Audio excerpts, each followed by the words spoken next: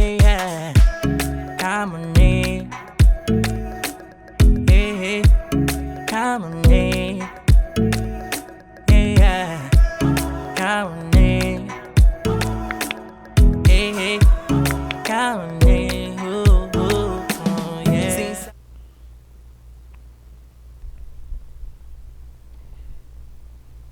What if we did that before every podcast, just a fist bump? Are you ready? Are you ready? Are you ready? Are you ready? Let's go to war. In 3, 2, 1. Yeah! What up, everybody? What's up, guys? You guys missed it, but before I started this, we did a little bump. The fist bump.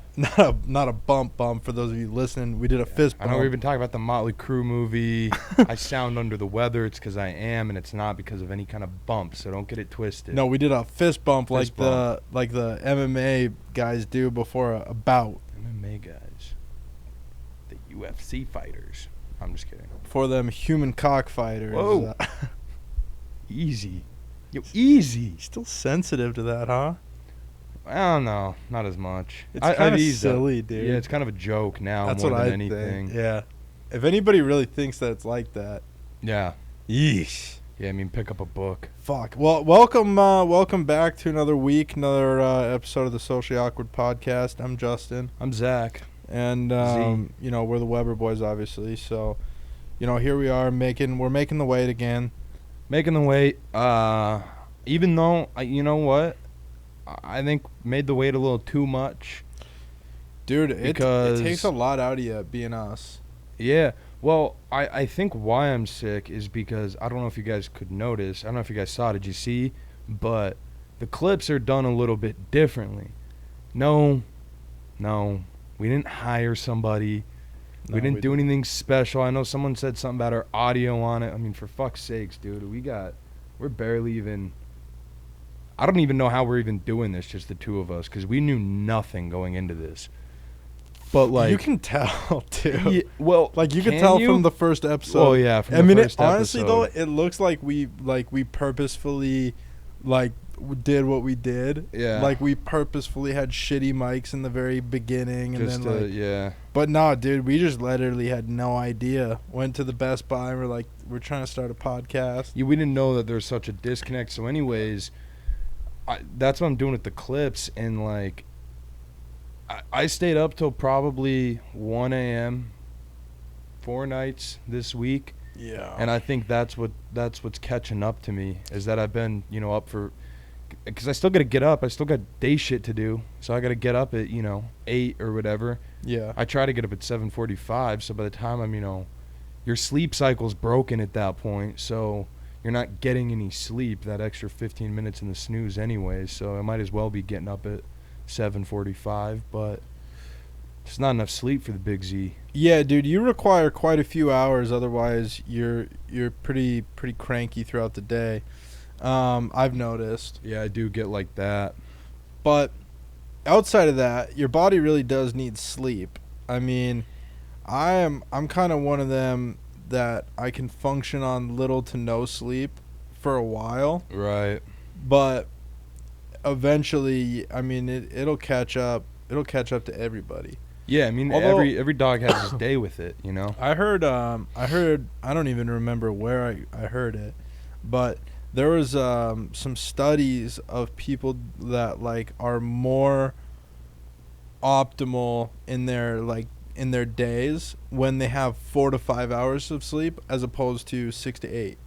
And so, I feel like I fall more so into that camp because I noticed that when I do get a full 8 hours or even 7 hours, I'm like, yeah, a little it's groggy, yeah. a little out of it. Yeah, and I'm the other way. It's almost like my body won't even allow it. It won't work. That's what it is, man. It's got to be, because Friday, I didn't start feeling like this until Saturday morning, but then Friday morning we got up super early because we had that marketing event all the way down, and then we had to get that signature. Yeah, that was Friday. So, yeah, so that would make a lot of sense. And that night before, I was up till 1. Mm-hmm. Trying to pump clips out. Yeah. That people aren't sharing. Yeah, dude. Well, it's a crazy thing for me that I deal with every morning is that like I'll wake up way too early, and then I just can't go back to sleep. It's just Yeah. not. It doesn't happen, and I have. I've gotten better at that. Like I've gotten way better at being able to fall back asleep, which is good. Yeah, I don't know I used to be able to fall back asleep, and I used to be able to sleep in too, like no problem. Like like I think it's easier too, like if when you're with a chick, like if you're dating a girl and you guys are sleeping in the same bed. Right. For some reason, I was always like I slept like a bear when I was in a relationship, and doing that, sharing a bed. Because I don't know why, dude. I don't know why I sleep so different. Do you feel that at all? Yeah, I do for sure. It's weird.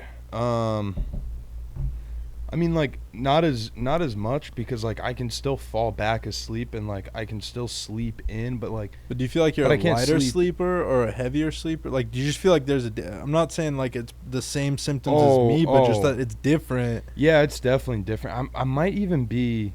I feel like I'm lighter of a sleeper. With your chick? Yeah. I'm not. I wish Almost I was. because I'm more I wish like I was like that. Yeah, I wish I was like on that. guard, I guess. I don't know why. I'm Primally or not. something. But I'm such a deep sleeper though, is the thing, like as is. Yeah, you are. I mean, I could sleep through name something. I can sleep through a freaking someone could rob me and I would have no clue. I'd be dead asleep. Yeah, dude. Well, House there was gone. that one time when I was trying to get home, and I forgot my keys, and you were at a different place. You were staying over the night somewhere, and Yeah. I was trying to go Girlfriend home. at the time's house, yeah. Oh yeah, you guys were dating. I can say that. And you were just dead asleep. Yeah. Couldn't wake you up. You were knocking on the window and then finally. Well, what I was really afraid of was like one of the neighbors hearing And then calling the cops. Because That's what it seemed at first. I was like, I think someone's trying to break into this.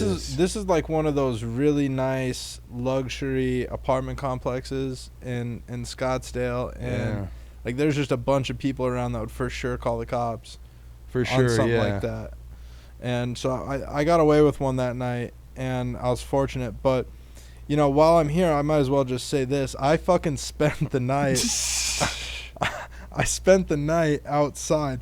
So what happened is I fucking go home. But not my fault though when you guys are listening to this. I can't get into the house, right? So we were out at the clubs, I think, and we were with his girlfriend, and then her friends, and then I was there, and then I was headed home after a long day and night, and so it's like maybe 1 o'clock, 2 o'clock, Yeah. and we had started early, right? It started Yeah, with we like a started real pool early. party danger thing, and I get home, no dice getting inside. I forgot my keys. Back doors locked, or You left them in my car. You left the keys in my car. Yeah, slide doors locked, and I can't get in. And we were in an apartment complex called Training Camp, and then there's this little patio thing. We're on the first floor, so I try to get in there, no dice, and our laundry room was outdoors, and it was attached to the patio. Like Mhm. where most people have, It was like a room. Yeah, where most people would have like a storage shed at their apartment complex. That was where our laundry was. And so, sure shit, dude. I go back down there, like 2 trips down to this apartment complex, which was like 15, 20 minutes away, Uber each way. And so it really sucked. And then finally, I just was like, fuck this, and went to sleep, passed out in the laundry room Yeah. outdoors. And then I woke up at like, I don't know, 5. I got like an hour and a half of sleep and Ubered down there, and I was like, dude, I don't care if I'm breaking the window. I'm Getting in. getting them keys, dude, because this is silly. But that was probably my worst experience with you sleeping. And outside of that, been late to a couple meetings. Both Yeah. of us, but Yeah. I'm just not I'm not a reliable person for a lot of reasons, and that's one of them. sleep is. Yeah, I'm not an on time kind of person, you know. I'm just not designed for that, you know. And I've tried. It's been an issue of mine my entire life. I almost didn't graduate high school because of a fucking Well, attendance contract, and then I what's- got in trouble, and I almost got mom in trouble with the law. She told me in elementary school, I don't know if this is true or some bullshit. She used to always tell me some. I was so gullible. She would tell me any bullshit, but like, I think this is true. but she was like, Zach, if you do not start getting to time, Getting on time. getting on time to school, and this is like 3rd grade, she's like, I'm gonna have to go to jail because like I gotta be able to get you on time, and it's a bad look on me if you don't show up on time. Yeah, So well, you gotta start I figuring mean, it out because I've it's- got the principal calling me. it's excessive. But like it got to the point where we were excessively late. But like a lot of time, you know, it was borderline a 2-person at fault deal, you know, in our childhood. You know, because Yeah. we weren't. It's not like we could drive ourselves in elementary school.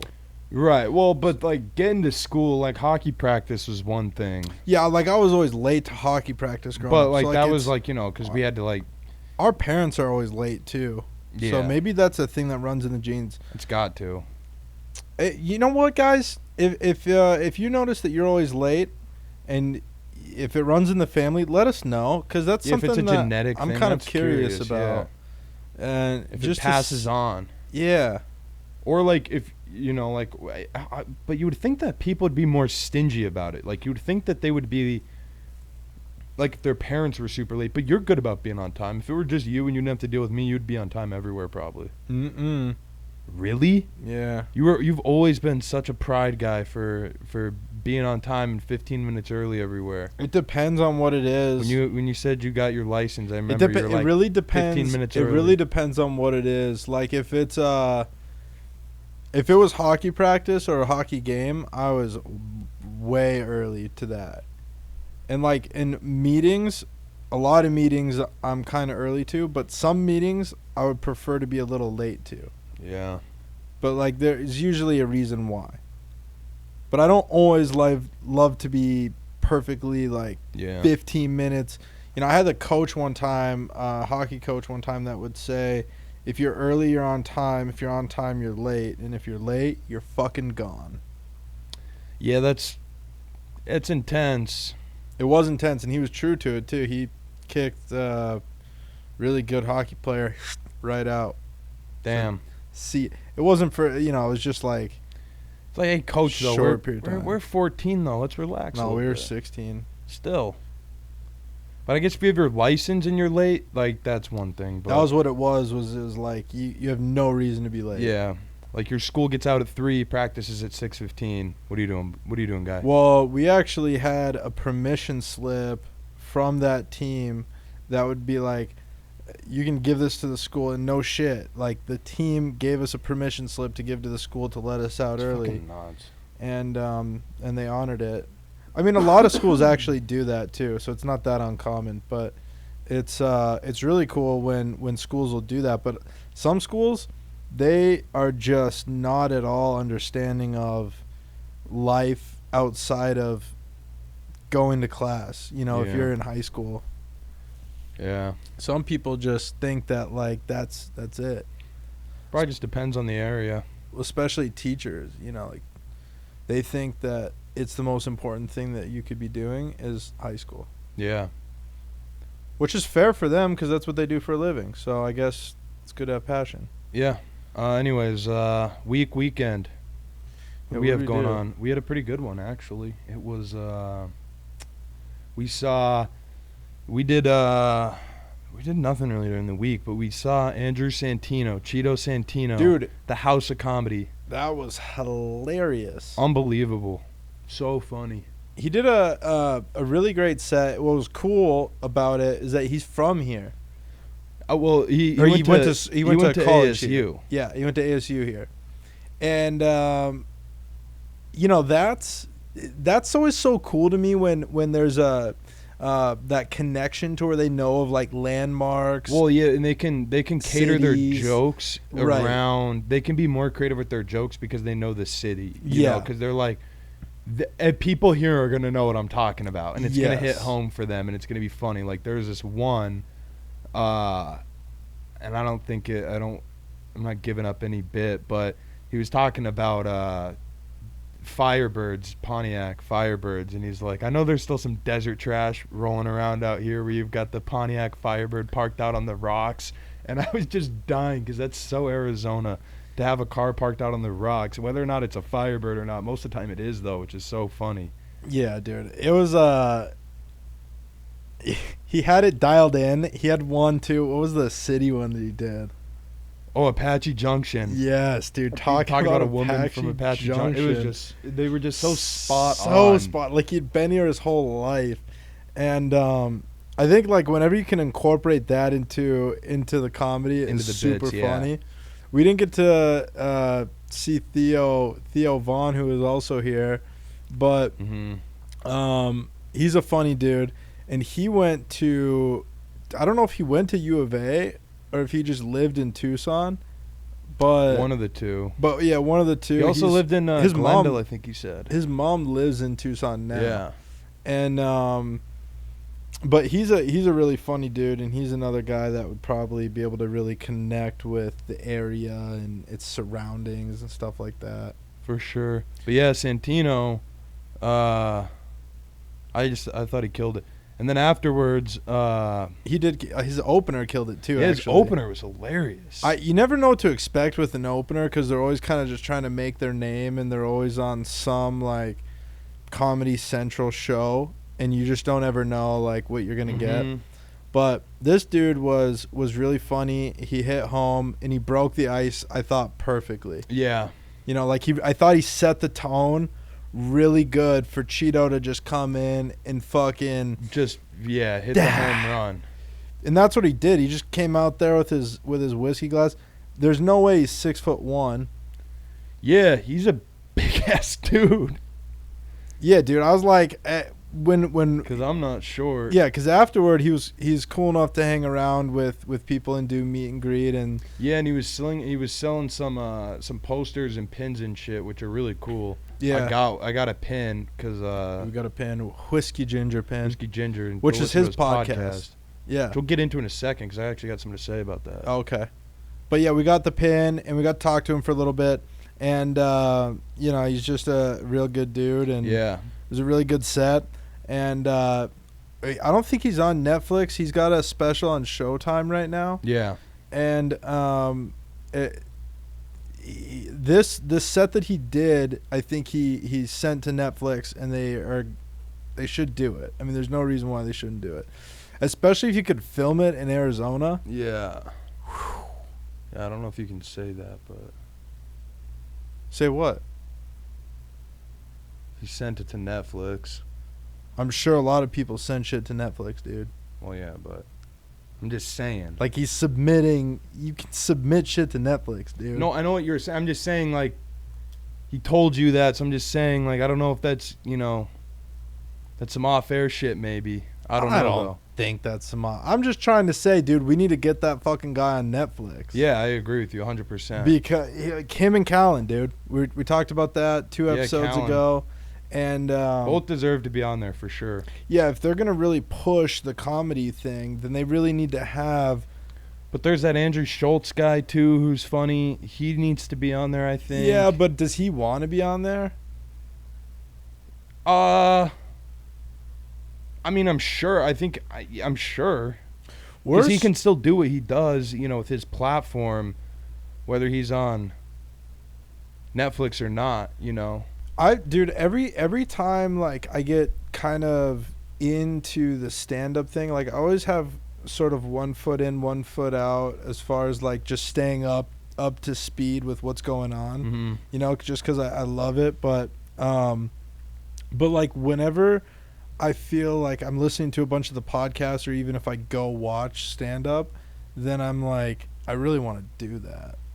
Yeah. Like just as a one time a month thing which I know, you know, I would never want to do that, and because it's not a thing that you can just do once a month, and I would never want to disrespect the art of stand up, but it does live in there to where it's like, dude, that would be a fun thing to do. Yeah, I mean, I'm the same way. I've kind of always had that fascinating. Honestly, the only thing that's kept me away from ever trying it and doing it, because there's a lot of times up until recently, like, or not recently, but like there were some times right after high school to where like I easily could have gone down that path. I didn't have enough shit being built up around here to where it's like now I'm just busy to where like I wouldn't be able to do it every day or every weekend and get better.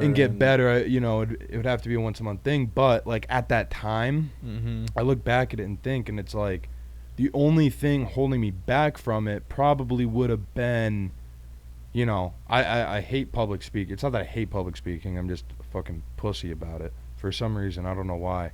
And then other than that, that's probably the only thing though, because like even in high school, I wanted to actually be an impressionist comedian in high school. Well, I'm glad you Frank didn't. Caliendo. Yeah, I'm glad you didn't commit to that. Me too. That genre of comedy kind of lived and died with him.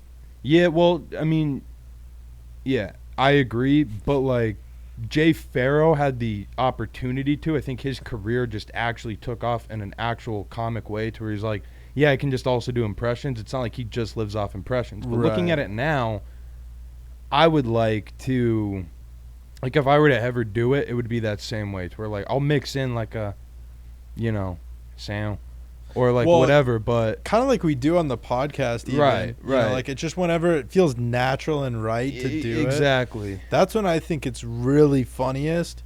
But if you've got like whole bits structured around different characters that you're impersonating, a voice, yeah, I think it only can go so far. Yeah, and it's a little, it's a little gimmicky, a little bit, because it is the way the jokes come off, but. And it could be offensive too, which like I know that. Yeah. I'm walking a fine line because comedy really should be able to be offensive in some ways, but also too, like, you know who has the best idea of how comedy should be is Sasso. I think we even talked about it on the podcast. Will Sasso, how he's like, I never want to truly hurt anybody. Like the goal of comedy is to make you laugh, not feel bad about yourself. Exactly. So, you know, it's super. If you're doing an impersonation and they're actually offended of it, you know, like, probably don't do it. Yeah, don't do that impression. Yeah, for sure. Or make it more flattering. Like, Z is the king of doing impersonations of me, even when I'm being a certain way. But he'll do it in a way that almost is giving me props, to where it's like, yeah, I could see where that would be a frustrating trait, but also I feel kind of good about it. Yeah, well, like there's a pocket, you know, and I think it's just finding that pocket. Yeah. And for someone like me, I think the reason I can do that now is because, and you can ask anybody close to me, but and probably a reason why we don't have more support for the fucking podcast, if I'm being honest, but like, I've just been such an asshole my entire life as a kid. Like, I've hurt so many people's feelings, but it was always trying to be funny in some way, shape, or form. Like, I never wanted to actually make someone feel bad. A lot of the times it would want to be funny. And like, I wasn't a bully or anything like that, but I would just say whatever was on my mind thinking it was funny, and it's like, oh shit, that didn't land.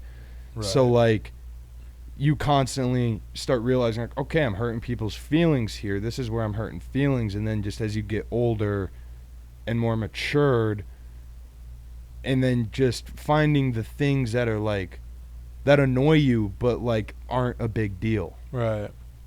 Yeah, I mean, those are certain things that, like, you just kind of have to realize that are out of your control. Mm-hmm. And that's sort of something that comes when you realize that there are even parts of life that you can't control. Because, like, when you're a kid, dude, you think that you can control fucking the weather. Mm-hmm. And, you know, it's not until you're well into your 20s that you realize that only God and a very, very select few people in the government can control the weather. I don't even know how many people agree with that in their 20s, but Well, you got I mean, atheists it's that don't believe in God. Huh? You got atheists that don't believe in God. That's true. They don't believe in the government. I don't know what do you mean they don't believe in the government? They just don't believe in it, bro. It's a conspiracy. Government's conspiracy. Huh. Look it up. Okay. Looked up chemtrails today. Did you? What'd you see? I'd explain to Cynthia, dude, because she was like, Did you look up chemtrail or contrail? well, chemtrail, but then I was explained to her what the chemtrail the theory is. Yeah, and then I had to look it up. And then you learned what a contrail was. Well, I just know that a contrail is like the actual. Oh, so you knew what a contrail was going in. Yeah. Okay. She didn't know either. A lot of people don't know what a contrail is. Well, actually, no, I didn't. I thought a chemtrail was just the term for it in general. And then I thought that there's a chemtrail conspiracy. I thought chemtrail was contrail and they were just the same. Oh, you just thought that was how you said it. It was tomato. Yeah. Okay. So, you know, no, and for those that I don't thought it was know, me fucking up just speech. No, for those that don't know, contrail is like the shit that comes out of a plane. Yeah. You know, like the cloud that comes out of an airplane. Yeah, well, when you as look it's up at the flying sky and you along, see those jets that the are in lines, the sky. yeah. And it's just hydration. I was reading the science behind it. It's crazy. Very simple, though. I guess for you. Well, no, I mean, just in comparison to this conspiracy about the government poisoning everybody. The chemtrails, well, although they say for changing the weather, it does seem weird. They have used. I could definitely see chemicals being inside of it that could be harm. Here's my thing with chemtrails, honestly. I think that because they just don't know because of chemicals. Same thing with pesticides. When they created pesticides, I don't think they meant pesticides to actually be harmful for our bodies and our health. It just turns out that it's shitty for us, so we got to go organic now. So I could see them putting some kind of chemtrail together to better the air quality or for pollution control or something like that, to where they're thinking that they're fighting off bad pollution, but there's chemicals that are still coming down that we shouldn't be ingesting just because we haven't done the research on it. That's the only thing I think it could be if there is a conspiracy behind it. Well, one thing that that's not even a conspiracy. That's just lack of knowledge. One thing that they have done in the past is what's called seeding. And I don't know if that's actually done in the contrail to where it becomes a chemtrail. But well, what's seeding?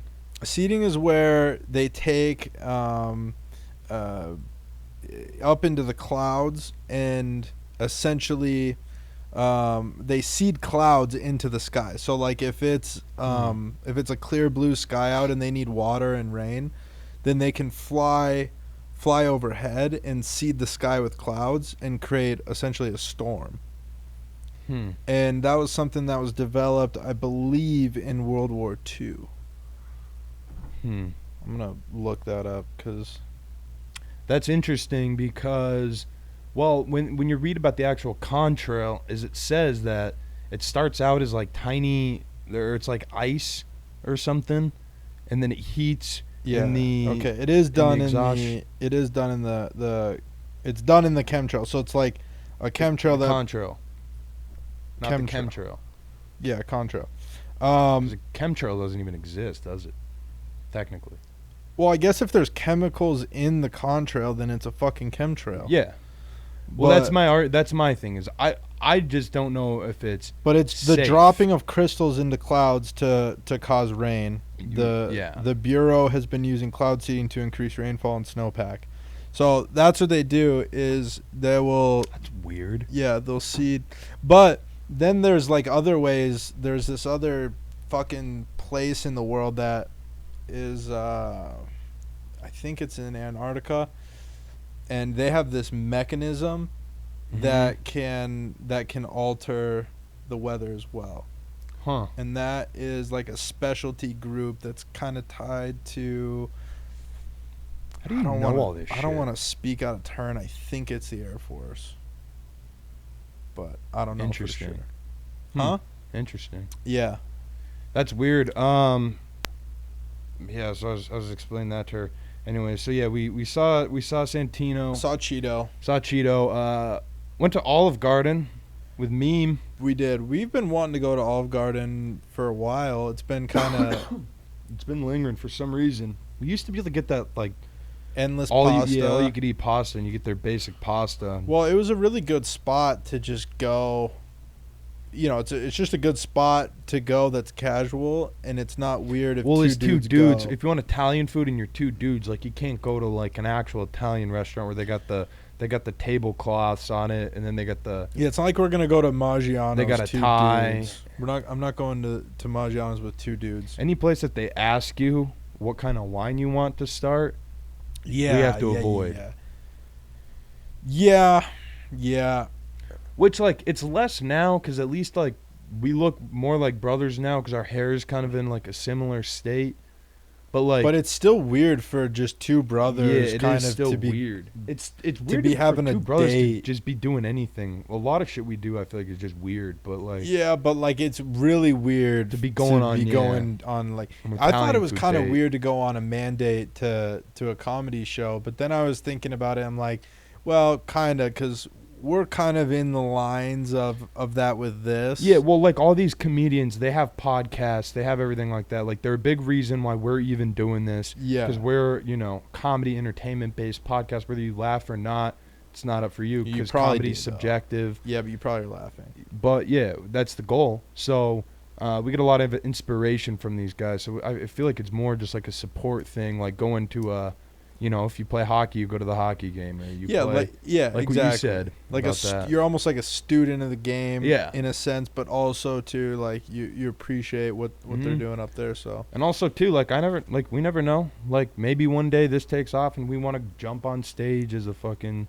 yeah, dude, maybe Maybe we want to do a duo thing. Go on, take this bitch on tour. maybe we we don't know. just get up on stage for 5-10 minutes. But we got to see the lay of the land, how it works, the setup, and watch and take notes on these guys because they're fucking killers. They're so funny. Yeah. That whole group. Well, the whole way that like I just think that the way to be able to look at the world through kind of this objective lens is super helpful, and I think a lot of comedians are able to do that because that's where a lot of the humor lies, where it's Mhm. like that in between. yeah, a lot of the funniness lies in the like are you serious? What Mhm. the fuck are we doing here?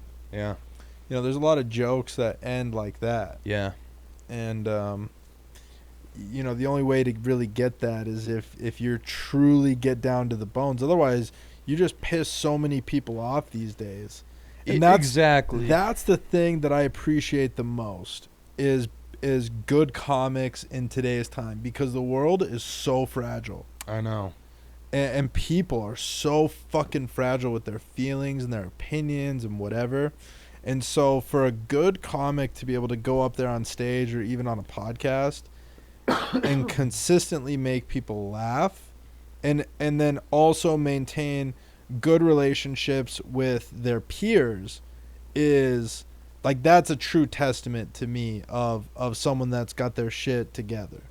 Yeah, for sure. Because they're It's such a difficult thing, especially in today's time. It is weird though. Like we were talking about it last week with the whole white chicks thing. But what was really cool about this club in particular, and obviously we haven't been to a ton, but last comedy show we went to, it was a younger audience for the most part. What was cool about this one is it was everywhere from 21 to, I mean, the joke that he made was 21 to 85 in here, and I thought that was fucking hilarious too. Yeah, well, I think it was true. There was a dude that But there was looked dudes that like were like old as shit, just on sitting the in the back front. 9, Yeah, and they're sitting front row, 10 hot, and then 10 there's hot. people our age, and then there's people in their 30s and 40s, and I mean, it was everything. Dude, I will say this. I got to be honest. I felt like he kept looking over at us as like a gauge to see. And I don't know if this is just me that thought this, You but might have like, a crush. huh? You might have a crush. Dude, I don't know if I do redheads. I don't know. Damn. No, I'm just kidding. But some people put me in the camp as a redhead. my beard can get a little red That's in the that's light. because of me. It's my beard. Oh yeah, I have red beard because of you. No, I'm just saying I also that's Oh, also that's me. why you get it as well. Okay, Yeah. I see. Yeah. No, but I just felt like he probably had. It wasn't probably just us because we had another younger dude that was at our table, but he probably had like a few people around the room, and I imagine that that's what you do when you're on stage is you find the people in the room that you for sure don't want to lose. Well, like it's your always show. like because then there's two, like there's the other side too across. Yeah. And then the ones that kind of ended up heckling that chick. Yeah. But they were younger too over there, and it would be like you'd look the right side of the room, the left side of the room, right side of the room, because the middle was like a lot of older people. So it's like he'd kind of look at them, but he's way more focused on I think the. But maybe that's because his jokes, maybe he thought were more geared towards a younger audience. I don't know. Well, I think it's just important to know your room altogether, but like also know your global room, Yeah. if you will, like so to speak. And I think that's a good testament is like, yeah, I know I got to keep this specific room happy, but like I also have a giant like room of fans essentially that are depending on all my jokes. I got to keep them pretty consistent. Yeah. And keep that line right. Yeah. So I don't know, it was all good though. Anyways, it's April Fool's Day today. It is. God, I do not like it. What do you think about it? I liked it a lot more as a kid. You know, Yeah. I have less fun with it now, just because I feel like we're just not at that time of being able to prank joke. as easily. Yeah. Well, also too for me, like I think most adults are like this, but like, and that's probably why you feel this way as a kid. But like, most adults aren't really paying. And I only know a handful of people, and they're more like way old-fashioned type of people. But like, very few people actually know the date of the day because people are so focused on what they've got going on. Unless they have a deadline or something like they have to worry about, they're not really paying attention to the date. Well, these podcasts are we're horrible about knowing what's going to happen Yeah. next week. Cuz like this is something we probably could have talked about and had some fun with last episode to be able to be like, "Oh, here are some good pranks for you guys to do." But now we're going to get to reminisce about them, you know, today and for you guys on Wednesday. So Maybe a few days. it's somewhat Past. of an April Fool's just reminisce. Well, I'm not a big April Fool's guy. Like, cause You got me one time so good on April Fool's. well, dude. it was a revenge prank because you thought you were being funny because you dude, woke up trying to get me. growing up playing hockey and having always being on a team, like you just are always pranking. See, I never had friends, so I was like, dude, you don't do that. No, you shit. had your teams, but like you guys were probably too young. We were to too young when prank I stopped playing before. hockey. I was 14, so We had some good ones, dude. We'd be in the hotel rooms and guys would be taking naps, and you know these are pranks that we would do year round. But outside of that, you'd probably just want to stick to April 1st. Otherwise, people think you're an asshole. But what we would do is we'd stick a garbage can full of water, lean it up against the hotel room, and then knock on the door. So then when they open it, just water comes flooding in. That was called a leaner. Another one that we would love to do is the shower. We'd unscrew the shower and put Jolly Ranchers in there. That's fucked. And so, yeah, so then when the shower would come on, I remember you telling me that a long time ago. I get told you I real was gonna be sticky. so pissed. you get real sticky. And then you go in and re-shower, and you get more sticky because it's more Jolly Rancher. What? You know? Why you got to do something dirty like that though? Well, it's a prank, and that's the point of the prank. And then the Well, yeah, mother of all pranks, which wasn't like a crazy prank that we would do, is we would do something called a shoe check. And a shoe check is where you take like a little piece of food or sauce or something and put it on a guy's shoe at dinner, and then everybody rings their thing, and whoever has the thing on their shoe has to get up and like sing or perform for the entire restaurant. It's really fucking humiliating. And But those are the pranks that we would always do, and the one that you always got me with, or not always, but the one that you got me with was I saran wrapped the toilet so that when you went number one, it went everywhere. Mm-hmm. But instead of you going into that, I'll let you take it away with what you did. Well, it was just bad timing for you because that morning I had seen a little video on Facebook for a prank. So, this was new to me, so don't think I'm just some psychopath who thought of this, first of all. Second of all, so I go, because I had to go number one, I had just woken up. It's good that you gave that context because I had no idea, and I thought you actually just... Yeah, no. It literally just come up on my feed. Out. Okay. Okay, yeah. Well, that's good. Good to clear you needed to know that about me. Yeah. It's probably why you view me differently, but anyways. We can move forward. You put the saran wrap on the toilet seat, and you had been talking about that one and the Jolly Rancher one for some time, so I'd kind of been prepping for it a little bit. I was like, I think he's going to do it. I'm not sure. So I'm just going to stick my finger a little bit before I do anything because it's April 1st. I know it's coming. Right. So sure enough, dunk, there's that little saran wrap. So I took my new little prank because it was perfect for this. And what you do is you take the end of the toilet paper, the brown part, Like and the then roll. of the roll. Then you just tear it up into some pieces, and then you put water on it, and then you roll it up together, and it looks like shit. It looks like a number two. It looks like a number two. Identical, dude. Identical. And it's so funny. So you put it, I put it on the saran wrap like I just took a doozy on the saran wrap and left it. Like no toilet paper. No toilet paper. There's then fucking nothing. And then I put one in on top of your clothes. No. And then I threw one in your bed. Yeah, but that was what I lost it at that point cuz like I legit thought that it was still shit up until So I grabbed I thought you were nuts, dude. I thought you had shit. Like I thought you had lost your mind. Like woke up a different person and that you were now a guy that literally plays with this shit. And you know, you just come into my room waving it around, and I was thinking like, did this guy take a dump on the saran wrap? Like was he out of it? Was he just being a dick? I don't know. But that's shit right there on the saran wrap. No, there's no denying that is number two. And so I'm like going into your room, and I'm like, dude, why did you do that? It's disgusting. Did you wipe? There's no toilet paper. Where the fuck is the toilet paper?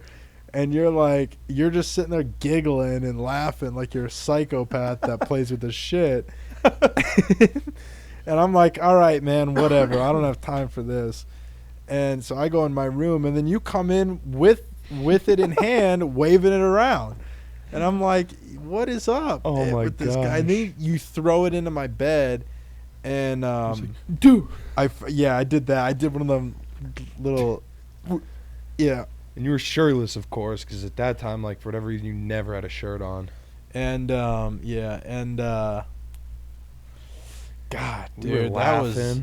Well, now I was after that. Once I realized that it was a prank, dude, I thought it was the funniest shit. I really not even literally pranked. The funniest shit you could ever get. That was the funniest shit that I've ever seen. I haven't really pranked a ton since then. I got. That was humbling. It was humbling. Yeah, it was. It was. And it was because it wasn't bad, but I'm like kind of retired after too. What it put me through psychologically was I really, really thought that you shit on the saran wrap and then didn't wipe, and then you were whipping it around. I went back to my room after I just took another dose. I just couldn't believe how real that looked. It's crazy. Well, I was like, I didn't believe it. I was like, I don't believe it. I'm gonna check it out.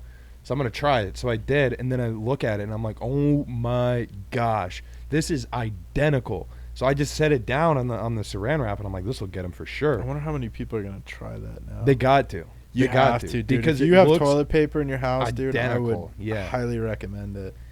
And I don't know, try it both ways because you might have to wet the cylinder looking thing before, the end of the roll. You might have to wet that before you tear it. But play I'm around pretty with sure. it. Yeah, I'm pretty sure it's tear it and then wet. I'm pretty sure. Play around with it. Z did. Yeah. Yeah. Dude, yeah. I mean, it's a video right to my access, but Yeah, that was a crazy prank, dude. it's fun. Let's get to some current events, huh? What do we got? Well, hold on. I think we had something else I want to bring up. What? I feel like we're just moving kind of slow through this. Yeah, well, I wanted to say Definitely gone off on a couple of fun tangents. Well, I know we're gonna skip some stuff though because but one thing, we had two things. You wanted to talk about dress code. Well, that's gonna go in with one of the current events, Okay. actually. Well, I just wanted to say real quick, if someone lets you go in line first, like if you're pulling into a drive-through, like i.e. Starbucks, Oh yeah, something cheap like that, like a cup of coffee or something. yeah. If someone lets you go first In the drive-through. and it's not your right of way the drive-through. in the drive-through, and even it's their turn, Right. they're 100% expecting you to pay for their drink. Yeah, if And I have an issue with that. if they're going out of their way to be nice to let you go first, It's like, well, no, it's that's like the equivalent of a backhanded compliment, dude. Yeah, You're trying to get a free cup of Joe. yeah. It's not how it works. And I'm not entertaining it. I know you're just looking for your pick me up at 6:00, whatever the fuck we come in here. We're trying to go do a podcast. I need this. And you're trying to score a free cup of coffee. in your Buick. Ugh. Anyways, current events. Current Well, actually, Put this thing on. can we go number one break? Yeah, do we need a number one? Yeah, I need number one. Okay. And then we'll get into currents. All right. Break. And we are back. Back from our number one break. Here to do some more podcast, and we're gonna kick off current events. And We're kicking off with kind of a sad one. Well, yeah, but like I feel like we should because it's like the most current of it, and I thought of that because elephant in the room too. it's the elephant in the room for sure, and it's the day after, so we all know it's a sad day in the hip hop community and fashion community. I'm learning that Nipsey Hussle passed away. Super tragic story. He didn't pass away. He got fucking shot. Well, I know, but I don't want to, I mean, that wasn't just passing away from an illness. He was violently murdered. Well, passing away doesn't just mean dying of an illness. I know, but I want to drive home that he was fucking shot. Now everybody knows, but it was a bummer. Well, what's crazy is that for me, even being such a hip hop fan that I am, and I want to say that carefully because I'm probably more of like an old school hip hop fan for sure. I know way more about it, like in the 90s era and whatnot. That's just what I like and prefer. I didn't even grow up on it. I just like it for whatever reason. So I spend a lot of my time discovering them. So as far as like the underground, not underground guys, but like outside of the Kendricks, J. Cole's, I don't give a lot of guys credit because I don't know what's good anymore these days. You kind of put them all into the 21 Savage. Yeah, because you just don't know. Lil Yachty, fucking. You feel like if they're not posting Tekashi 6ix9ine.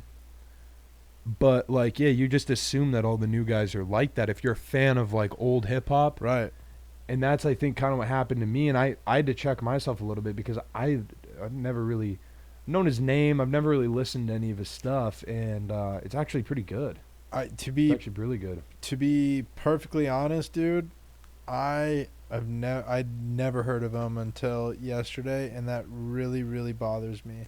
Yeah, well, and it's like everyone was posting about him. Part of the reason why, like, I wanted to make sure that we were able to talk about this was so that, like, we could kind of, I'm sure the people at Complex and World Star and all these other hip hop pages are fairly busy, just with life and all that. But the fact that they never really even post about a guy like Nipsey, they spend so much of their time and their content with, the Cardi B beefs and fucking Nicki Minaj. It's all the beefs. Like all the different beefs and all the bullshit.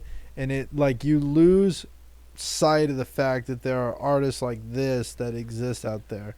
And from what I'm reading from him, personality-wise, it seemed like his brain was like Jay-Z's brain Mm-hmm. as far as being, an entrepreneur and investor and wanting to make sure that legacy was a really important thing to him, Philanthropist, community activist. all that sort of He stuff. wanted to rebuild Crenshaw. But in his heart, it seemed like he was pretty Tupac-ish from the standpoint of like Wanting to rebuild. wanting Crenshaw. to rebuild, wanting to give back, wanting to do, all those things, but also had kind of a gangster, thug life upbringing, being in Crenshaw's Right there, tough part. it says he was an all-time West Coast rap great, as beloved as anyone ever to serenade the streets of L.A.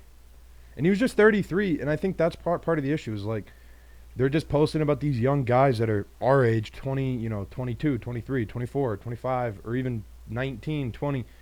Like, those guys will get their shot, and especially like if a guy's like real talented, but It just made me sad because he's got his clothing brand, like he's got so much going on too. The people Could all learn from him. the people who he touched was like such a testament to who he was Mm-hmm. as an artist all around, not just as a hip hop artist, but like Yeah. also in fashion and just the way he dealt with people, dude. It was Yeah, like Jerry Lorenzo.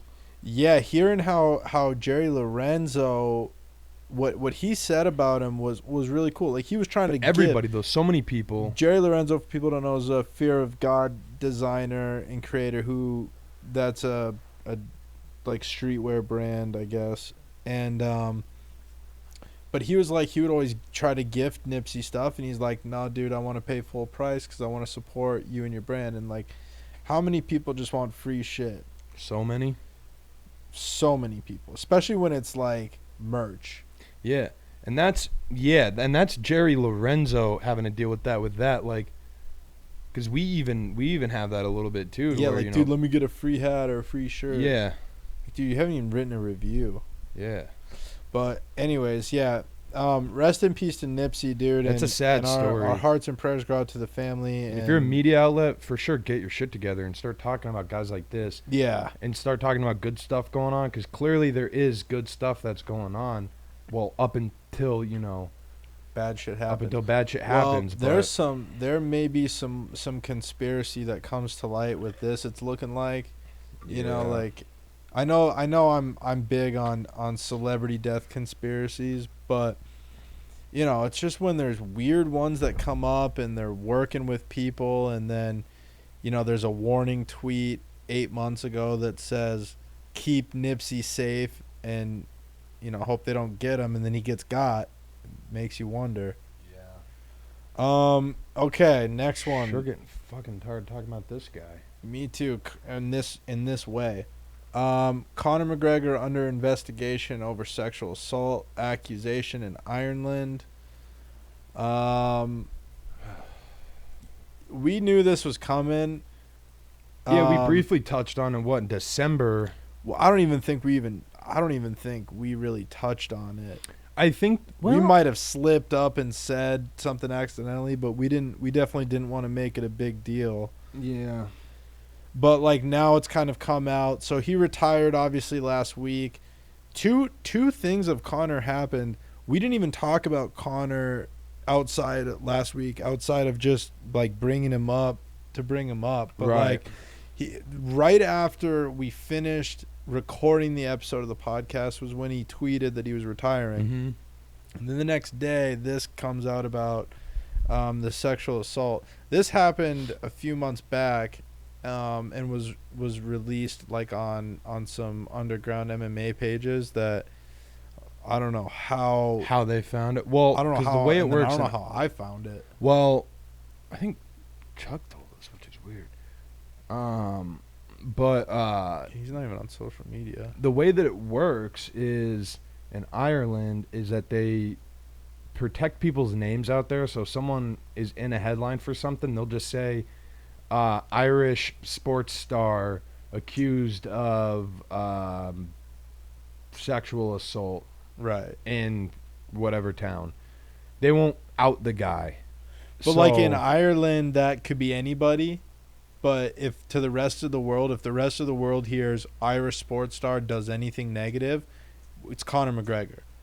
But in At this point, but for in sure. yeah, but if you're over there, then it What- could be My thing is he hasn't spoken Seamus. on it at all. Now here's the thing. This is the New York Times. I was gonna say, where's this visit nightscope.com coming from? But that's an ad. So this is New York Times. Obviously, it's out there. We'll see what happens. I'm sure it goes back to the same thing with Ronaldo that we talked about, and it raises the question, what do they need to do? My issue with it is that like you and your girl, or what you're doing, like what he does with his girl. I hate people that like Porzingis is dealing with this too. Yeah, actually. But what like I dislike about people is when they act a certain way, and then they try and make it seem like things are a different way. Like, don't have a side piece and post shit with your girl and your kid and your happy family and things are so perfect and great and all that. Like, that's kind of my thing. Like, if you're gonna have a side I piece agree and with do that, then you don't get to also be a good husband or a good boyfriend or whatever he A is. good dad, yeah. Yeah. I think Not good dad. I don't want to take that away from it, because I mean, I'm sure you could still be a good dad. But I think it's tough to be a good dad if like you can't hold down like you're just not setting a good example for how to treat your main chick. Because this doesn't come up. I mean, this doesn't come up unless there's a side piece involved. Usually, it'd be weird to be under investigation. And I'm sure like Dee knows. There's no way she doesn't know. Connor's been dealing with stripper love and hooker love. Yeah, since he kind of got in. Since he jumped in, yeah, dude. I bet Dana was feeding him with hookers and Hublows since he knocked out Holloway. Did he knock out Holloway? No. Brando. B-head. When did he do the 60 Gs? That was like his first fight against Marcus Brimage. All right, so then maybe him. But hookers and Hublows is what they were feeding Connor, and I'm sure Dee, Yeah, I'm sure she does. Her ticket was punched. She was okay with it, but now that you got kids and you got this stuff coming out, it's not a good look. Yeah, just about, because it's like, to me, it's the same thing when people are that way with, like when people are like, oh, don't judge, like, don't be judgy, and then like they turn around and then they go judge someone. Yeah. So just be what you actually are, like, all the time. If you are that, that's fine. I'm not going to judge him for what he does. I mean, I'm probably not. Well, the heart, like, what are we? But we defended Ronaldo last week. But so what are we defending versus what are we not defending? Because like the thing that I am defending here is the actual actions of what went down. I have a hard time believing that he physically raped a girl. Right. I have a hard time believing, like, him or Ronaldo or Porzingis, who just has this. Yeah, all these people that have it going on have a hard time believing that. And I have a hard time that they're truly being like physically abusive in the sense of like the chicks didn't want this, because girls are just really passionate sometimes when it comes to that sort of stuff, and sometimes they bite off sometimes they bite off a little more they can chew in the whole bedroom setting. And especially when you've got a guy like Conor McGregor, or a guy like 45er right there, or you got a guy like Porzingis. Of course, you want to be like, dude, put all you got into this. This might be the only time I ever get to experience something like this. I want you to really put. That's a point. That's something to definitely take into consideration. I mean, I want my ass to have your hand in there forever. And then afterwards she's like, well, fuck, I didn't mean like that. And then he's like, well, shit, I was reading the Porzingis one, and she said that, or it says that once she started fighting back, he stopped. But what he said was, you're my pet, you're my slave. And then he started getting physically aggressive with her. And then once she started fighting back, he completely stopped. And it seemed like, it sounds like you signed up for this and then you didn't like it when he started. Does a little bit, yeah. And then he especially. didn't want a relationship, and now you tried to blackmail. That didn't work, and now you're going after his name. Yeah, there seems to be a lot of that going on. And I'm super hard. But the on, reason I'm not as hard on protecting women.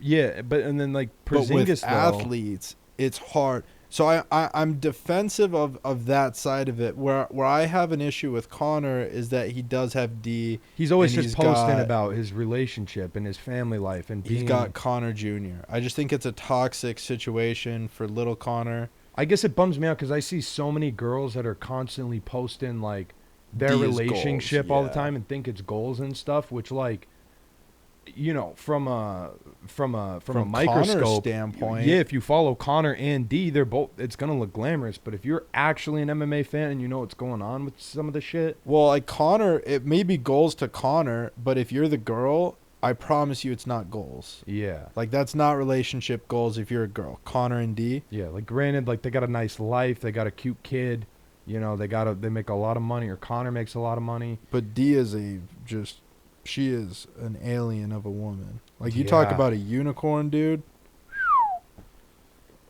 So, I don't know. Granted, we don't know the facts, you know, we don't know the truth, but It's just that's not a my good only headline. thing with it. You know, I think there's two sides of the story. I think that Connor's got a side piece, no doubt, and then I think I don't think he has a side piece. Probably just a chick he met in the club, though. Well, yeah. Well, and that's what they're saying is this is after the club.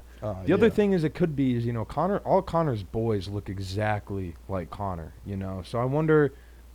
That's a stretch. It's a stretch, but you know, like you're drinking and stuff's, you know, involved. Do you think that's Joan? It's not Does that look John. like Joan? No, but I mean, it'd be tough. It'd be tough to not. That's know. a tough sell, dude. Well, especially let's in read Ireland. Let's read a little bit. Following the usual protocol in criminal investigations in Ireland and much of Europe, where a formal charge does not necessarily follow an arrest, McGregor was arrested in January, questioned by law enforcement, authorities, and released pending further investigation. According to the People, the allegations have not been proved, and the fact that an investigation is continuing does not imply that McGregor is guilty of a crime. Lawyer for McGregor in Dublin did not respond to messages seeking comment. On Tuesday, McGregor announced his retirement from UFC, though a spokeswoman said it was unrelated to the investigation. Yeah, no, I for sure think Yeah, that's that. for sure. Because, like, if anything, this whole story came out because he retired. It would be the other way around. Yeah. He didn't retire to. I could see Dana leaking the story too, honestly. Just trying to get him, like, force his hand back in. Some Blue Mountain State shit. I don't know, dude. I hope he gets it all sorted out. Yeah, and, I hope and it's figures good. out what he wants to be when he grows up, because, you know, it's a Do you want to be a togue? it's a tough deal for those kids, because now he's got another one, right? Yeah, he's got 2 kids.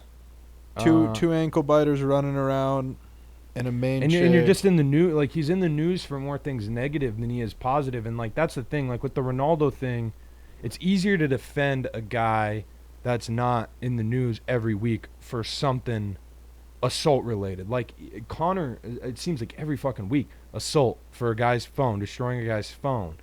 You know, everything he's done has been destructive. Yeah, So do you have an anger problem, or what's your deal? Like, what are you so fucking upset about? You're throwing dollies and buses, you know. well, a lot of people fight. So a lot of things add up, but like Ronaldo, but, he's like, got nothing. a lot of people get in street fights. Like, regular people, when they have problems and they get pushed to a certain point. He has too. He got in one like a year ago in Ireland. It was the same thing, but they didn't release his name. That's right. That was with the mafia, huh? Yeah, and they were wanting to kill him. Yeah, that was nuts. I don't know. What else do we have? Let's Hopefully get on they to some get it more figured out. positive shit. Here we go. Yes, sir. Here we go. Keanu Reeves, dude. The immortal man. Keanu Reeves helps out stranded plane passengers after emergency landing. And it's just a picture of him riding Riding a horse. on a majestic steed. On a majestic stallion. Hold on. Esteemed actor, no... That's funny. I'm coming. I'm coming. It's raining out for some reason. All of a sudden, when he's coming, Bodie, I'm gonna come and save you. just hang tight. Grab the rope right there. I'm Johnny Utah. Point Break's my favorite movie of all time. Why you got to pick a fight with Point Break? All right, so esteemed actor, noted blazer, impersonario, and horse esteemed Find meme different muse. words. Don't be such a douche when you're writing an article, guy. I know, because they're tough to say. Keanu Reeves will now also be known as one of those rare souls going above and beyond to ease the general shittiness of air travel. Also, reportedly not fond of the food services provided by Blimpie. You're supposed to laugh. Ha ha ha ha. I didn't even know Blimpie was still a thing. Also didn't know Olive Garden was popping. Took 35 minutes to get to our table. That was fucking nuts. Reeves was on a United flight out of San Francisco bound for Burbank over the weekend when the aircraft was forced to make an emergency stop in Bakersfield. Shout out to Social Distortion.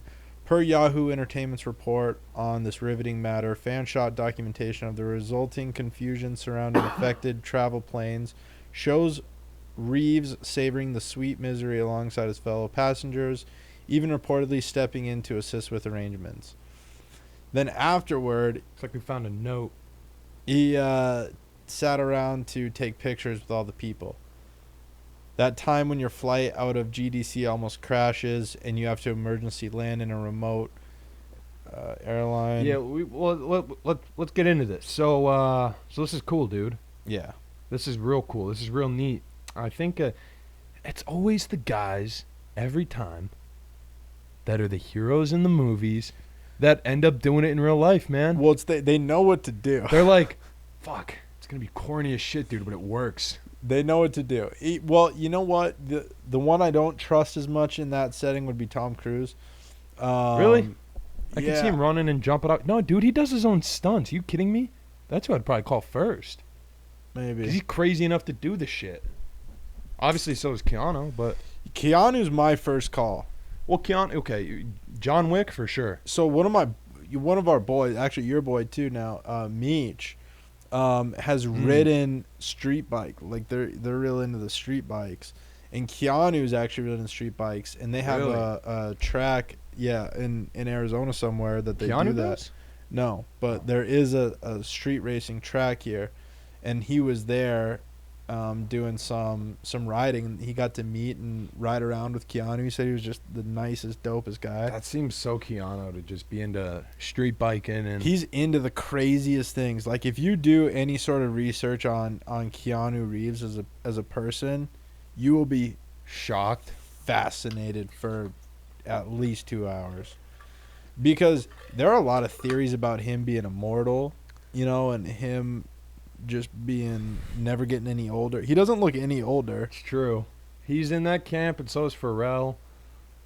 Pharrell's in that camp. People are going to start figuring out. Usher, too. I mean, some of these guys, we got to realize that they've been in the game for a minute. It's true. They don't look a day over whatever age they are. That's true. Keanu, yeah. But Keanu's saving people now. He's getting better with age. Well, yeah, he is, but like every time he's in the media, Conor McGregor should take notes from Keanu, because every time that Keanu's in the news, it's for something positive. He's like, he's saving somebody. He's working hard in his training. I remember like there was a viral video of him going around that was him like getting just gunning down some. Well, he was doing training for John Wick, I think 2 or 3 or 4, whatever they're on, and it was like right hip fire, just. I think I saw that too. He was just a beast with it. Mobbing around, yeah, dude. And he just... going through doors and like breaking through the... Yeah, yes, dude. sir. Handled it with ease. Beast mode, man. Breaking records. This guy. Keanu Reeves, dude. Shout out to Keanu. What else do we have? Point Break is dope. The original Point Break is my favorite all-time movie. Fun fact. In fact, dude, I'll say this too. I didn't hate the remake of Point Break that just recently came out, but... I watched it as a different movie. Huh? Just X out of the ad. All right, so this is men ditch suits and retailers struggle to adapt. As companies relax dress codes, Lululemon pants enter the office. Stretch isn't a dirty word anymore. Dude, this is good news. I cannot tell you how long I've waited to read an article like this. Which is weird because you kind of got into Suits for a while. I still love Suits, but I love them in a different way. Yeah.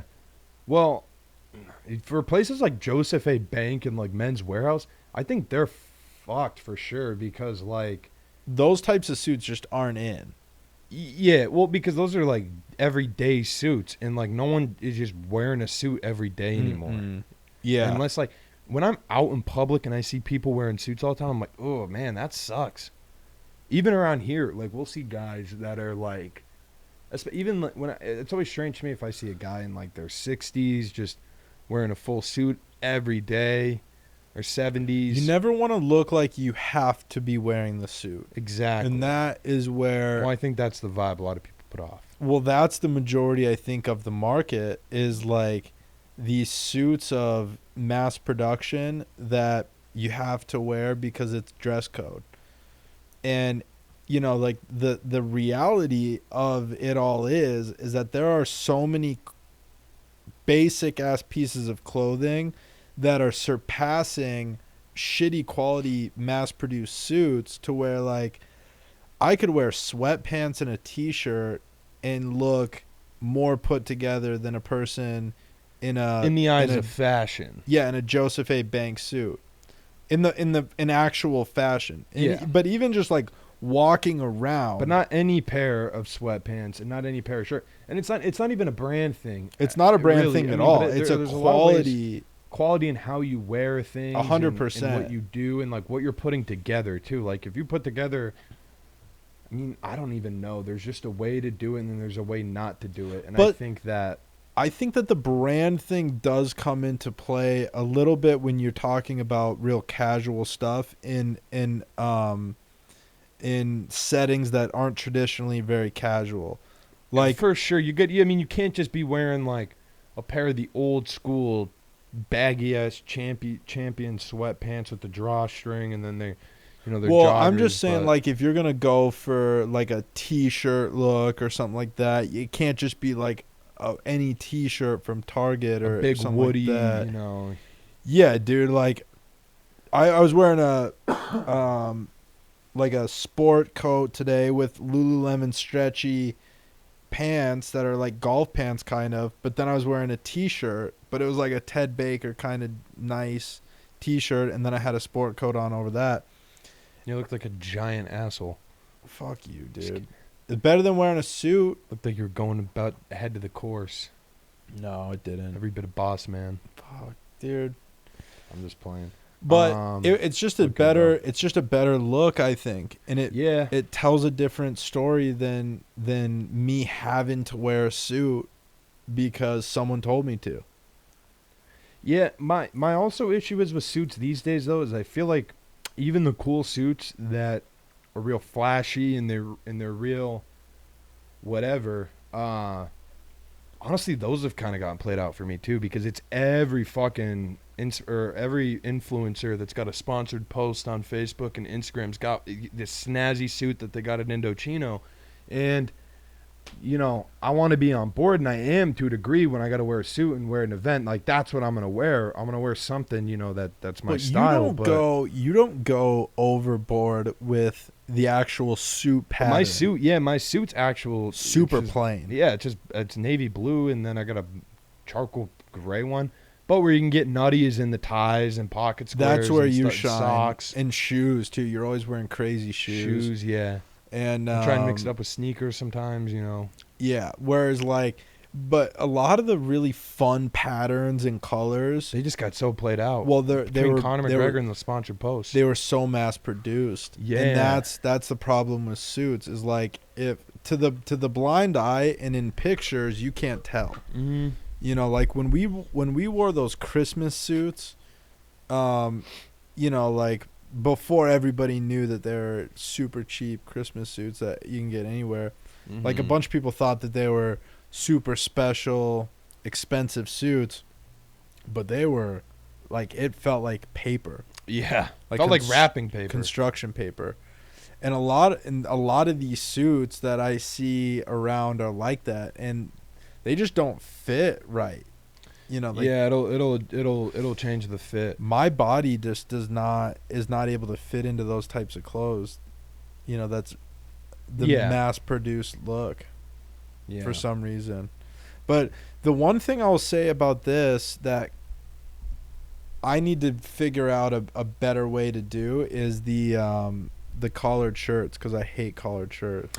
I love them, man. For whatever reason, I've always been into them. Like, even when I was a kid, I used to wear them. And when Abercrombie was cool, man, I would wear Abercrombie. I've just always... And then Polo, dude, and Lacoste. I'll take a designer T-shirt over a collared shirt every single day. But there's certain collared shirts. But I like to button them up all the way to the top, and, that's kind of my fashion statement, kind of thing. Well, and I I can't pull that look off to go button up all the way to the top. I feel like you got to be a little bit more NBA to rock that look, and I just don't have it. Gotta be more NBA. I just mean more stretched out. Yeah. And when I do it, it is makes always me stretched look, out people. Whenever I do it, it makes me look like a Jonah Hill character. Well, you got a huge chest and huge traps, so it pulls the shirt when you button it. It'll pull, and then you just look so huge in the shirt, and you look like weird. It looks weird. Yeah, you look like Flex Lewis or some shit, and you're just like, hey, bro, and you should be carrying a gallon of water around, and you gotta be 2 gallons probably. 2 gallons of water around. You're sweating, and you're just breathing heavy, and well, now you got the sleeves, so yeah, people are gonna think you're angry. Yeah, because you're trying to be hip by buttoning it up all the way, but you're just too yoked for it. Yeah. I see it. Well, that's why I just don't do it. And because so I'm a little birdie in the chest. I just got shoulders for days. I wind up just going all the way down, and I'm like, dude, this isn't me either, because I'm just not. You're not. I think if I had ones that weren't so golf. I don't even wear golf shirts. All my collared shirts are like t-shirt fabric. Yeah, I think I need to stick with blend. Keeping the golf shirts just on the course. Yeah, or there is a time, I like to the office and shit. Like, I'm big. You can mix it in with a pair of jeans. Tuck it in. Yeah, it's kind of a dad look. Just like you kind of look like. But if you don't look like a dad, like for me, I can wear the tucked in polo golf shirt and the actual golf shirt dry fit, button it all the way up to the top, and then tuck it in with a pair of jeans, pair of sneakers. You're looking nifty. You're looking cool. You're looking like Russell Westbrook. True. But anyway, I just can't pull it off. Anyways, yeah. But yeah, all right. Mention an NBA player, so. Yeah, we did mention an NBA player. But that's where I get a lot of my style from. Is those guys, dude. All you stretched out tall people. All right, Cardi B responds. Don't do that. Cardi B responds to backlash over video of her saying she drugged and robbed men, which we didn't actually talk about originally, so we could rewind a step if we want. I think it's inferred of what happened. Pretty self-explanatory. There's a video that said she drugged and robbed men. Is it bad that I would be kind of alright with it? Yeah, no. She's hot. Yeah, she is, man. But dude, you know what? It's like, this is what she did, though. Here's the thing. Here's her quote. I had to go strip. I had to go, oh, yeah, you want to fuck me? Yeah, let's go back to this hotel. She said an Instagram live broadcast filmed 3 years ago. How's finding that? I don't know. And I drugged ninjas up and I robbed them. That's what I used to do. Yeah, dude. Like, she used to do that. Like, Cardi going Cardi. That's Cardi B doing Cardi B stuff before she's Cardi B. The fact that she's saying that now doesn't change that she did that then. She's just being honest about it. Well, and if you scroll down, she goes on to say, like, how... Keep going. She goes on to say that, like... Keep going. I never claimed to be an angel. I always been a street bitch. Y'all be glorifying the street rappers that talk and do that grimy street shit, but they can't stand a street bitch. So what that means pretty much is like they're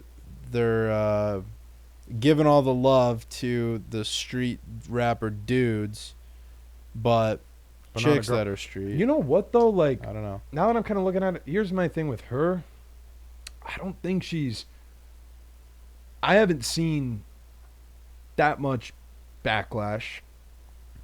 I'm not reading the comments and I'm not really that involved in it, but not the same backlash. It shouldn't When be a the same as R. man- Kelly. Yeah, when a man has something like this going, it shouldn't. Well, because here's the big difference. No, not that it shouldn't. I'm saying the R. Kelly thing, it shouldn't. But I'm just saying, from a man, if a What's man your were to biggest do this, difference? What's your biggest difference? if a man and a woman did this, because that's what I'm talking about. I'm not even bringing R. Kelly up. I'm just saying, if a dude did this, it would be way more backlash than whatever backlash Cardi's getting. But if a dude did this though, all right. So if like a really really hot dude, say like Zac Efron, was a stripper, and he played girls. You know who actually was a stripper was Channing Tatum, I think. Wasn't Okay, so Channing Tatum, would play girls into thinking that they would fuck him, and then, he just robbed them. he? I don't think he would work again. I'm gonna be honest. Really? I don't think he'd work in Hollywood. No. You think he would? I just think it would be more similar. I don't think it would Really? be. Yeah, dude. Because here's the deal. It's like you're signing up for kind of sketchy shit when you're tangling with I get it. the sinful art of stripping. Like you're kind of those are the dark arts. Strip clubs is a haven for the dark arts, and you're going into that world. Like you can't expect that there's a code of ethics really. For sure. So I think when you add he's- the strip club element into it, it makes it less. Yeah. I think it makes it less bad. For sure. You're paying to get sexual acts done to you. It's You probably deserve to get robbed. kind easy because they're not paying for that. I mean, they're paying for a dance. It's not she really a would. sexual act. Dude,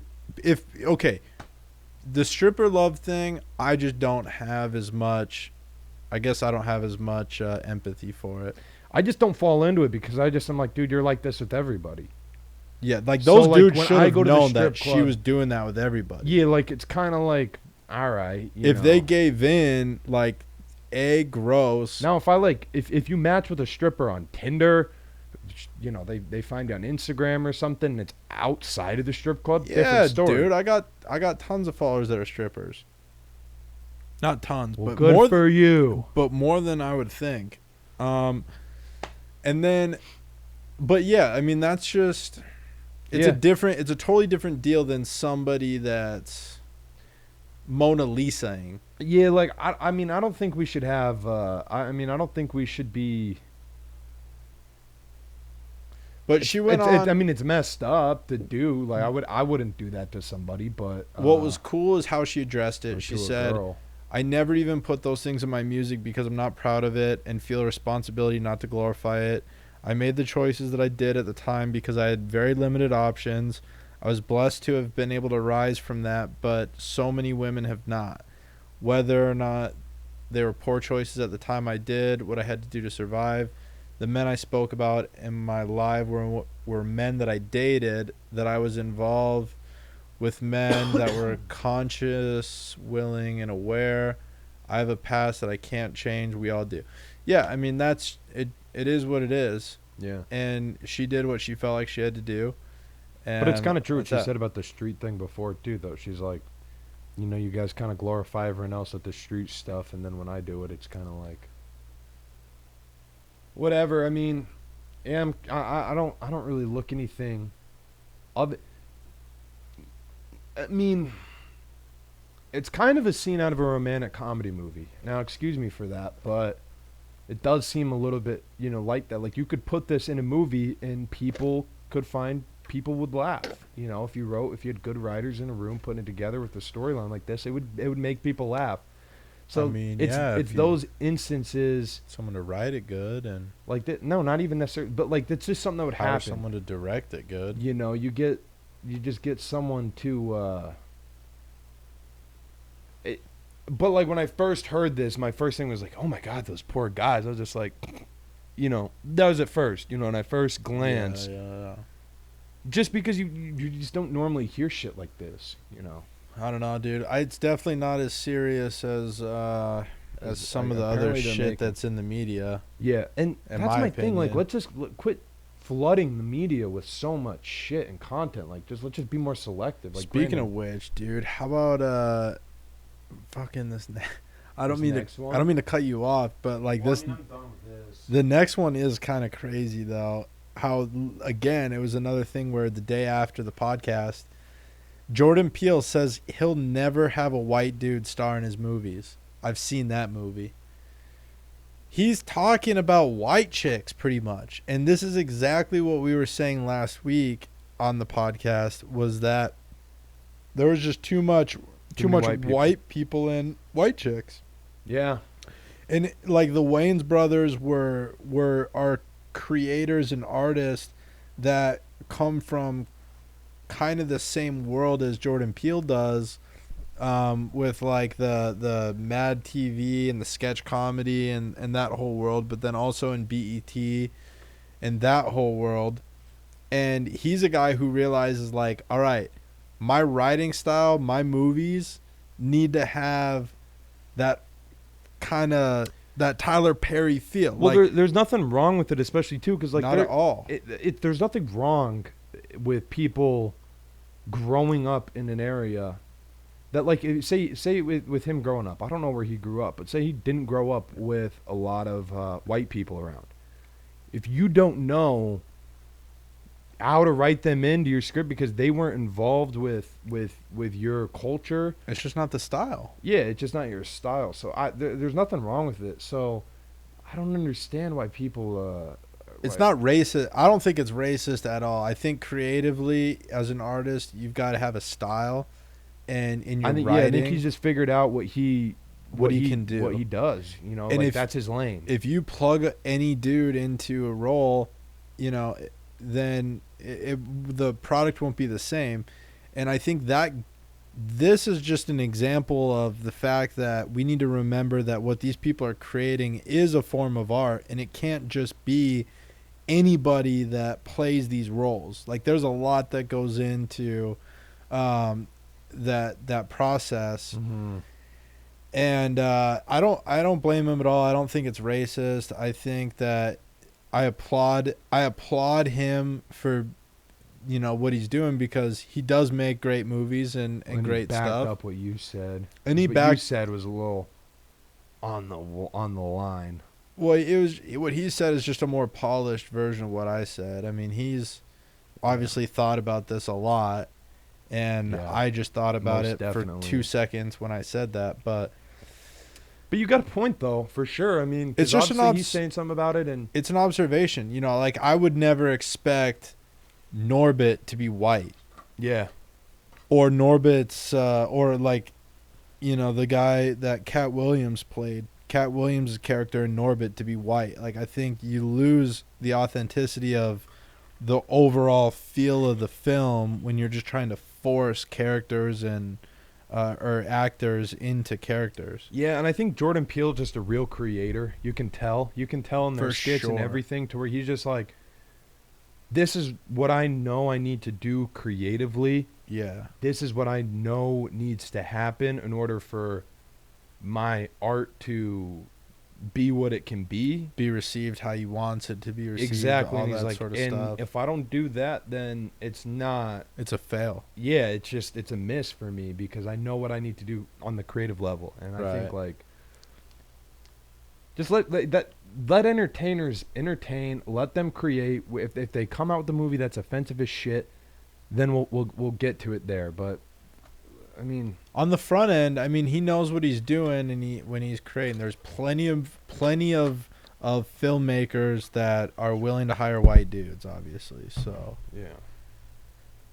white, White people. dudes are fine. I do love Key and Peele though, so shout out to them. Yeah, Both and if of you them. ever are looking for a white dude, I know two that. I mean, we're Are- cool. we're We're not normal adaptable. white people. Yeah, dude, our last episode we got a comment talking about our sneaks. Yeah. I had to make sure that I was sneakered up in this one too. Yeah, well, it kind of. Lit a fire under my ass. Like, It dude, me I need to be too, on. like, I need to dude. be on my shit. I know I can't just wear the same pair of Yeezys every week. I got on the Cork Air Force Ones today. Yeah, because there was a while. I mean, you were sleeping in Yeezys for a minute. They're so comfy, dude. I Yeah, love they those are. shoes. Anyways, what else do we have? Don't What's the wear 'em last as one? much 'cause I'm always wearing them. Yeah. We don't have a single the same pair though. Oh, dude, I agree with this one. Scholars say if you hate the Kardashians, you probably hate yourself. it's a good point. Dude, I think that's so true. I say it all the time. I'll say it again. I think that the Kardashians are a positive thing for our world. Yeah, you've been saying that, and I've actually never had an issue with them either. I've always kind of been on board with the whole thing. I was pretty anti-original, like when it first came out, just because it was fashionable to be anti-Kardashian. But over time, and then like I dated a girl that really liked the show, so I was watched it. And then I eased up big time. You know, like you see the work that these girls put into, you know, into themselves and into their businesses. And then for me, you know, like I've been able to see a couple of people and even families that have been inspired by the Kardashians, and like I can tell the similarities and see the productive habits that you don't know if they would exist without them, For sure. you know. But I feel like a little bit more accountable, like I've got to be a little bit more accountable because they exist.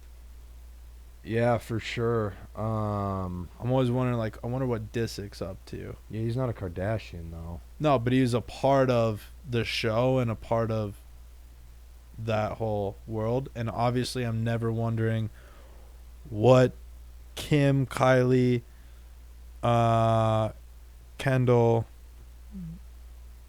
Yeah, I think this Chloe. is definitely true though, because like, but it's kind of like that. I feel like with anyone, like you always look at the people like that hated Justin Bieber, that hated like there's just certain people that like it's always been cool more or less to hate.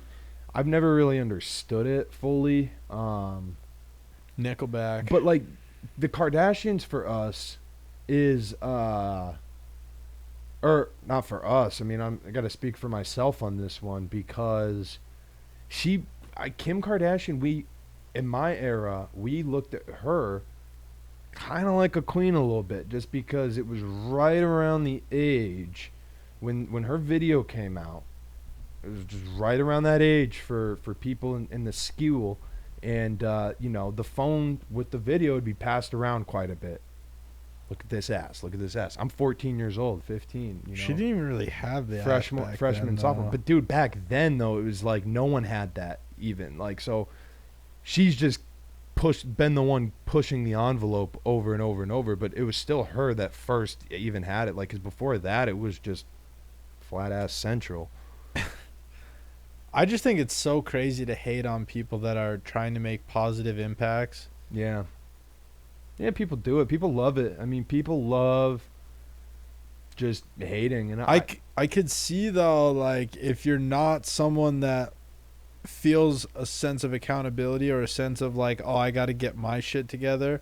Like if you look at them and you're like, oh man, if you're not thinking, dude, how could I do that, or like how could I create that for myself? well, they play the victim card is because they're like, I'm busting my ass off at work for my dickhead boss who's yelling at me, and then these girls just get to hang out at their, you know, living all together as a family, just making a bunch of money eating grapes off of the vine, you know. Well, and chilling instead in Calabasas. of figuring out exactly how to do that for themselves, they're like, that's not even a possible thing. They must be full of shit. Yeah, And or so like then like they're you getting just a sell network yourself behind so them, short. or that you just keep coming up with reasons. Well, if it's not that, it's this, or oh, their dad must have left them a lot of money to fund all this shit, or like there's just constantly a new excuse as to why they are where they are, and that's like with a lot of people. And I mean, I don't know if I would go so far as to say that Kylie is self-made. I don't know what my stance on that was when we talked about it, because that was a current event too, but yeah, a while back. But like I don't know that I would consider her to be super self-made, because I'm yeah, pretty, but no one's self-made, I'm- though, on a technical level. I'm pretty careful with the whole term self-made in general. I don't really love that term to begin with, so. Yeah, because, like, I mean, no one's self-made, but like Kylie lip kit, that's kind of self-made, because it's not the Jenner lip kit or the Kardashian lip kit. That's true. It's Kylie's lip kit, so. Yeah, no, I understand both sides, I guess, of the self-made theory with her, but Just you know, they're all do to motivate people. They're obviously, though, making moves and doing things that are putting themselves and the people around them in a better place. So it's nothing but good stuff from them. And then Kanye too is doing a Sunday service at Coachella. Yeah, that'll be cool. That got the thumbs up. So positivity from the Kardashian West household. Yeah, so I'm reading through the article and just wanted to organize. They pretty much just did a whole study, and they've been doing it for a few years now. And just because they're such a cultural object, and they're in many ways really definitive of contemporary life. Which, yeah, I mean, it's cool. It's cool also too that like we're getting a pro Kardashian post or blog or article rather, instead of one that's just saying, hey guys, you can download this app to block all Kardashian news from your phone. This app will block that for you. Oh, the Kardashians did this. It's just, I just feel like people put the wrong things out. So I guess now it's fine because like social media, you can kind of tell your own story and whatnot, but kind of. Yeah. I mean, all in all, though, uncomfortable self-reflection. Yeah, I'd agree with that. Yeah, that is what it is. It leads you to do those bunch of babies, those uncomfortable self-reflections of like, my life obviously is different than the Kardashians and the people around the Kardashians. Right. If I like their life and I want to do the shit that they do, like how could I do that? How could I put myself? How could I start a lip kit? Yeah, how could I put myself in a position to do those things and be in those roles? Let me get my hands on that lip. Yeah, I mean, you just kind of build a whole thing around that, and I like, without people like them, I don't know that I would have as many ideas that I have, or like have as much inspiration as I do. Like, I don't think that I would put any of the Kardashians or Jenners on my most influential people list, but they're definitely people I wouldn't be saying are opposite of that. Yeah. I definitely wouldn't go against what they say or do. So I don't know. I don't know if I'm just not feeling well, but it seems like this episode's been like real serious. Really? Yeah. I don't feel It that. seems like it's been loose. I feel like it's been long and a little bit unorganized. Well, that's because I had to do show notes yesterday. I was even more sick yesterday. Yeah, I want to apologize. I'm off my game a little bit, but I mean, I should be back by next week. If I'm not, then I need to go to hospital. But, all in all, though, though, I thought tomorrow. it was pretty funny because we got anytime we get on the mics, I'm like, well, it's stuff. Unfortunately, we just got to talk about and we got to clear up. We and got then, a like, this is zoo. just kind of like, We have a zoo here. I know. I'm just want to make people laugh. Oh, dude, I think we do that in spades. All right. Raise your hand if you laughed this episode, everybody. I don't think I have actually. You just did. Crack smile. It was more of like a, It you know, works, like dude. the awkward smile. Like you just kind of like, you don't know if you're telling a joke or not. That's the worst, man. Is when someone like, we've been running into that a lot lately. The both of us. People have just been like, kind of telling a joke, but like you don't know if it's a joke or if it's not. Give me an example. Nothing Nothing worse than someone saying, "Give me an example." All right, so like when we were here the other day, or like we weren't here on the weekend, I don't remember the specific joke that person had made, but it's just like, are they kidding or like are they joking? I was in the bathroom too, and some guy was talking something and trying to crack some kind of joke about you know, me letting him in. Did you hear that? I do. It sounded like moaning. Is someone fucking in one of these offices? I think someone's fucking. Dude, I think they're fucking. someone's definitely fucking in one of these offices. Dude, a baby's being conceived during the Socially Awkward podcast. There's 100%. It makes sense because we've... Oh my god. Man, I've always wanted that. Dude, who is fucking in their office? It's probably that. Probably a therapist guy, huh? Could be. He always That's looks only- decked out and cool. That's, yeah, Cool. it's the only thing that's right over there that way. I wonder if I it's one of his think- patients. Because That'd they're... be mad fucked up, dude, to fuck one of your patients. Yeah, well, anyways. They're That's all I definitely fucking out, dude. Yeah. That's awesome, dude. All right. Well, on that note, this has been a very fun episode, I think. Yeah. What was this, episode 36? Yeah, episode 36. We didn't even say that in Episode the Christopher Colanos. We want beginning. to... Interesting. Very interesting.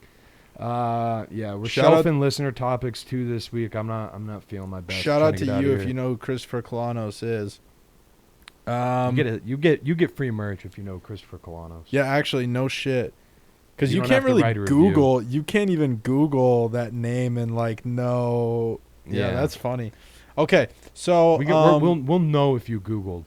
yeah, actually, also too, I put a challenge up to win a free shirt. All you got to do is share the landing page of the podcast as well as write a review on iTunes and be subscribed on YouTube. So just those three things. They're not even released yet. We'll get you a free shirt that is unreleased, and that'll be that. So, guys, we really can't thank you enough. We appreciate it. For those of you just tuning in, I'm Jay, I'm Z. and together we're Jay. Yeah, I'm a name. Hey, I'm a name.